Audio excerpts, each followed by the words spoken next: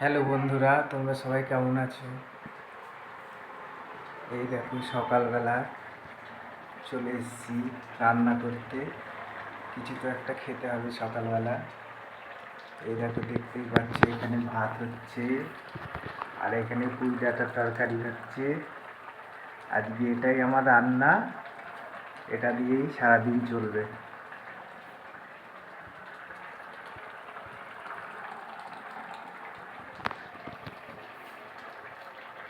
তোমরা কেমন আছো সবাই? কমেন্টে জানিও কে কোথা থেকে দেখছো, কেমন আছো। পারি না রান্না করতে, যেমন তেমন করে যা হয় করি। এই যে দেখতেই পাচ্ছ রান্না করছি। আজকে আর কিছু করব না, ভাত আর এই পুঁই ডাঁটার তরকারি, এই হচ্ছে আমার রান্না আজকে। এই দিয়েই খেতে হবে আজকে। সবাই ভালো থেকো।